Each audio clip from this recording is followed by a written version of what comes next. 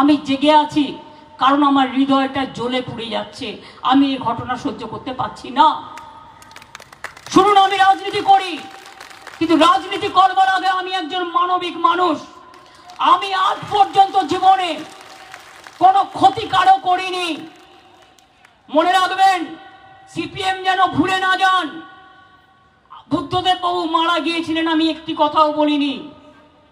ক্ষমতা চলে যাওয়ার পর আমি বারবার তার বাড়িতে দেখতে গেছি। পলিটিক্যাল বিরোধী হলেও আমি হসপিটালে দেখতে গেছি এবং মৃত্যুর সময় খবর পেয়ে আমি সেখানেও দৌড়ে গেছিলাম। আমাদের মিনিস্টাররা একেবারে প্রত্যেকটা কাজে বিধানসভা থেকে শুরু করে সব জায়গায় ছিলেন।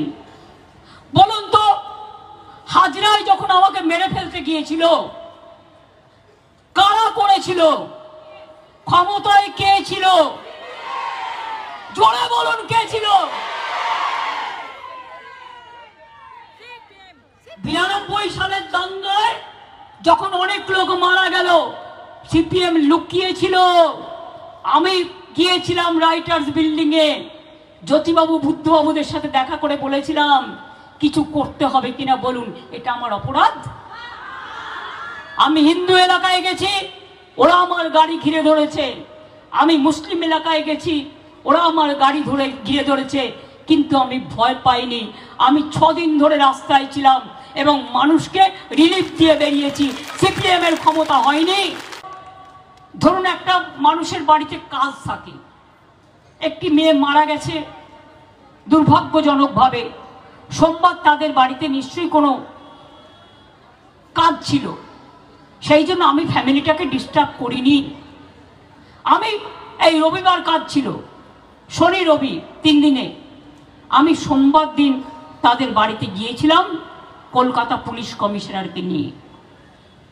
কলকাতা পুলিশ কমিশনার কাজের দিন যে তদন্ত করেছে, তদন্ত চলাকালীন তদন্তের ভেতরকার এভিডেন্স মিডিয়া ট্রায়ালের জন্য বাইরে আসতে পারে না। কে ধর্ষিতা হয়েছে তার নাম বাইরে বলতে পারে না, তার মৃতদেহ দেখাতে পারে না। তাই তারা যত ছাত্রছাত্রীরা বলেছে আরজি করেন জুডিশিয়াল ম্যাজিস্ট্রেটকে নিয়ে আসুন, তার আন্ডারে পোস্টমর্টম হবে।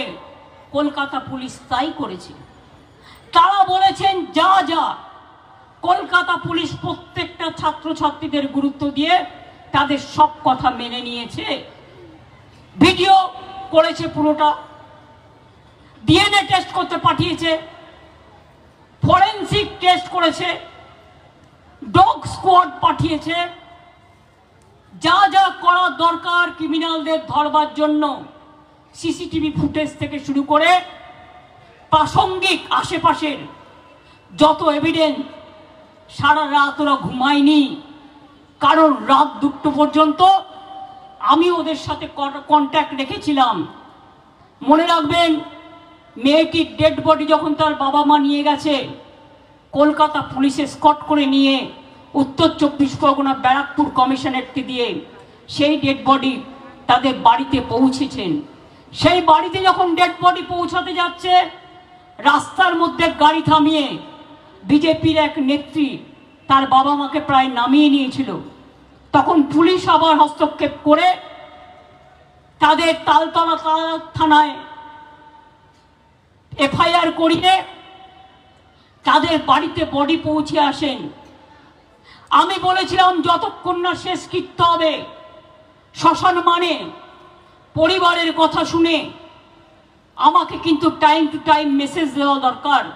আমি জেগে আছি কারণ আমার হৃদয়টা জ্বলে পুড়ে যাচ্ছে।